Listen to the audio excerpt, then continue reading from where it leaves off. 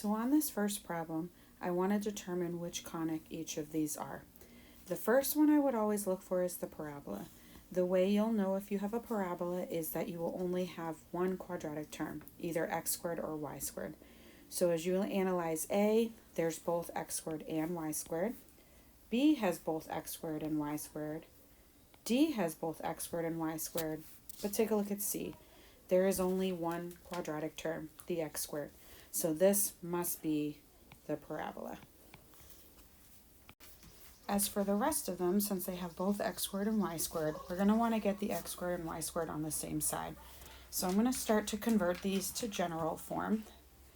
Remember, general form is when you have your highest powers first. So I'm going to add the 4y squared alphabetically, then subtract the 12x, so your linear terms next. And then the constant, in this case, when you're analyzing, doesn't matter which side you put it on, it technically should be equal to 0. So there's A. For B, it'll be 9x squared. We're going to minus 9y squared. Then when we minus the 18y to the other side, we'll have negative 6y, and then that's equal to negative 16. And then D, it'll be the 28x squared plus 9y squared minus 56x plus 36y, and you can leave the minus 188 or you can move it to the other side.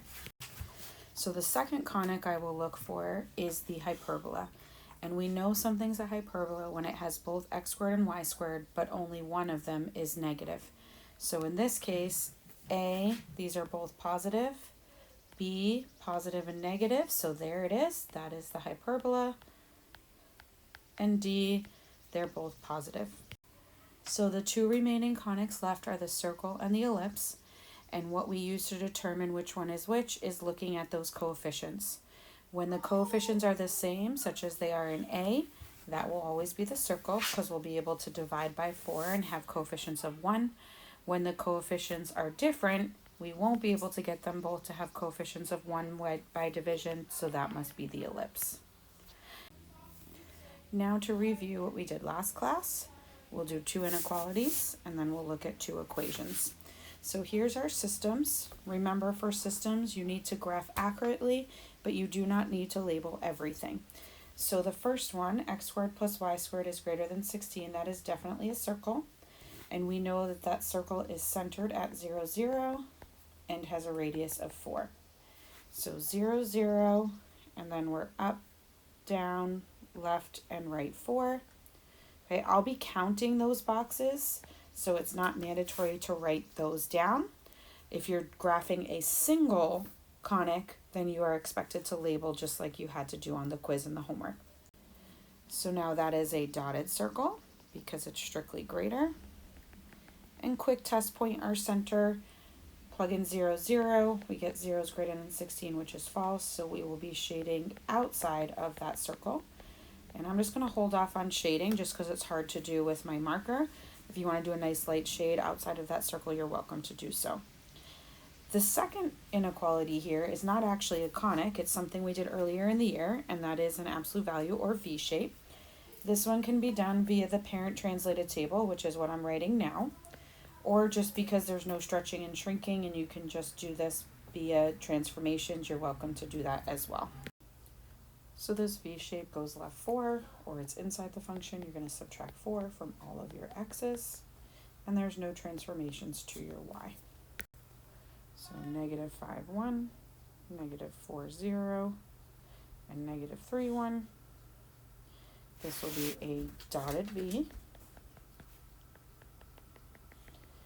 And I'll use the test point 0, 0, which will give me y is greater than the absolute value of 4, or 0 is greater than 4, which is false. So since that's false, 0, 0 doesn't work, which is outside the V, so we're going to want to shade inside the V. So we want to be inside the V, but outside of the circle. So that would be this region here. And our second one, 4x squared plus y squared is less than 36. Both are squared and positive, which means this is going to be an ellipse. So we'll want the other side to be 1, so we'll divide each term by 36 to get x squared over 9 plus y squared over 36 is less than 1. So our a squared is the 36, our b squared is the 9. So this is going to be a vertical ellipse that's dotted, centered at the origin. Again, nothing that you have to label. I'll just look to make sure you're accurate. We're going to be up and down 6. We're going to be left and right 3. And when I do my test point, 0 is less than 36, or in this case, 0 is less than 1, depending on what formula you use up top. These are both true, so we will be shading inside. So let me graph that first. So 0, 0, up and down 6 for our vertices, left and right 3 for our co-vertices, and this will be dotted. Again, I'm going to wait to shade until the end, but we'll be inside the ellipse.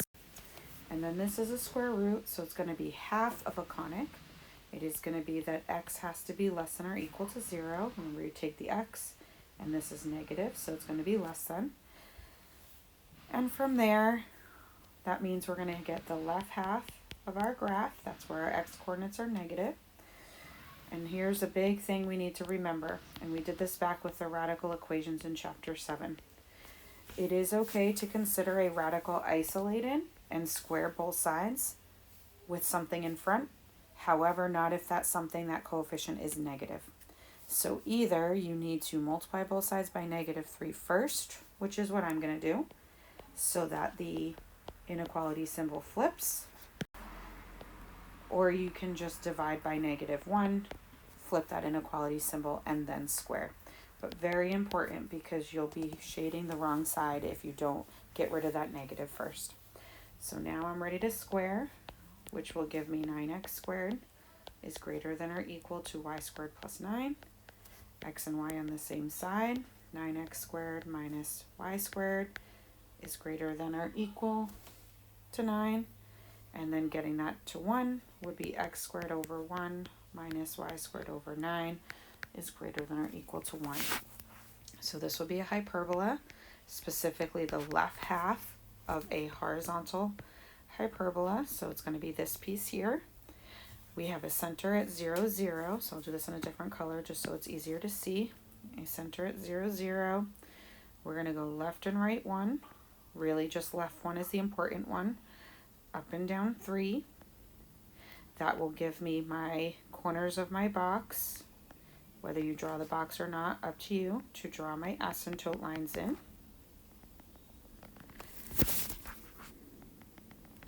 And then again, because this opens left and right, and we only want the left side of the graph, and this is going to be solid, this will look like this. And our test point, 0 greater than or equal to 1 is false, so we don't want 0, 0 shaded, which means we'll be inside the curve itself, but remember, inside the ellipse as well. So that would give me this region right here. If you have any questions on either of these, please make note of them, and you can either email me or you can ask me them next class. And then our last two are equations. This first one is actually the graph we did yesterday in our notes. And so we're going to now actually solve for the points of intersection. Those points are here, here, and here. So remember, we're looking at the intersection of a parabola, which is the first one, with a hyperbola, the second one. And when we're solving a system of equations, whether they're conics or not, we're either using substitution or elimination, depending on what makes most sense. Typically, my go-to is elimination, which I'm going to try and do here. I'm going to take that top one, and I'm going to get x and y on the same side. So I'm going to subtract x squared. And then kind of looking ahead at this next one, I have a negative x squared already. I'm going to want a positive x squared to be able to cancel. So I'm going to take this one I was already manipulating and multiply by -1 to get x squared minus 4y equals positive 8. And now carrying down that second equation and just rearranging so things lined up, negative x squared plus 4y squared is equal to 16. So elimination says I can add down and get the x squareds to cancel. The two terms that are left are not like terms, so we're just going to add them together. 4y squared minus 4y equals 24. It's a quadratic equation, so we know we always want to get that on one side equal to 0, and then look for our most efficient method for solving. I can definitely divide them all by 4, and I would expect you to do that. And then this is a nice easy factor problem. It will factor as y minus 3, y plus 2, which will give us two answers, y equals positive 3 and y equals negative 2. From there, we need to plug those back into whatever equation is the easiest. So I am going to plug into the top one. So if y is equal to 3, we'll get 4 times 3 equals x squared minus 8, or 12 equals x squared minus 8. Add 8 to the other side. We'll need to square root, which will give us root 20 is equal to the absolute value of x, or plus or minus 2 root 5 is equal to x. So remember, I do not want you to write this as a plus minus in a coordinate. When x, or I should say when y is 3, I'm getting positive 2 root 5. And when y is 3, I'm also getting negative 2 root 5. So there's the two answers. Those are those top two, here and here. And then if y equals negative 2, plugging into that top equation again, 4 times negative 2 equals x squared minus 8. Negative 8 equals x squared minus 8. Adding 8 to the other side gives us 0. And of course, the square root of 0 is 0. And the absolute value that gives you 0 is also 0. So 0, comma, negative 2 would be that third point of intersection, which we already knew from our graph from yesterday. 3 points of intersection. And for our last one, taking a look at what we have, the top one doesn't have any quadratic terms, which means this is a linear function or a line. And then the bottom one, if I add 5y to the other side, 5y squared I should say, I notice they're all divisible by 5, which will give us x squared plus y squared equals 10. So this is a circle. Happens to be a radius root 10, but that's not going to matter. And so we have a line intersecting a circle. Keep in mind how many answers you possibly can have when that happens. We could have 2, we could have 1, or we actually could have none. We shouldn't be able to get 3 or 4 different answers, though, based on the shapes that are given. So the top one, because it's a line, this is where I do typically use substitution. I'm going to solve that for y because I do not want to introduce fractions. So I'm going to minus 2x and divide by negative 1. So y equals 2x plus 1. We're going to take that and substitute it into the other equation. So x squared, parenthesis, 2x plus 1 squared is equal to 10. Expanding that out, x squared plus 4x squared plus 4x plus 1. Getting the 10 on the other side, so it's equal to 0, would be x squared, 5x squared I should say, plus 4x minus 9. Another quadratic that we hope will factor, and it will.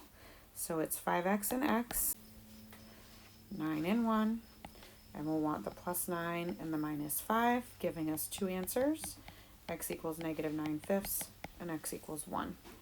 So plugging that back in, if x equals negative 9/5, definitely plug into the line. Do not plug into the circle. And I'm going to plug right in here because that would be the fastest one to plug into, the easiest one that makes most sense because it will immediately solve for y. So 2 times negative 9/5 plus 1 will be negative 18/5 plus 5/5, or negative 13/5, which gives me the point negative 9/5, comma, negative 13/5. And if x equals 1, y equals 2 times 1 plus 1. 2 plus 1, of course, is 3. So that would give me the intersection point of 1, comma 3. So that is it for this set of notes. I will be checking to make sure you watched the video in entirety and filled in the note sheet. Once you're done with this, you can go ahead and ask the substitute for today's assignment, which is another review sheet. That's what it's titled, which will also be posted on Classroom, and that will be due the next time I see you. Please, again, make any notes of any questions you have and either email me or save them for the next time we meet. Have a good rest of your day.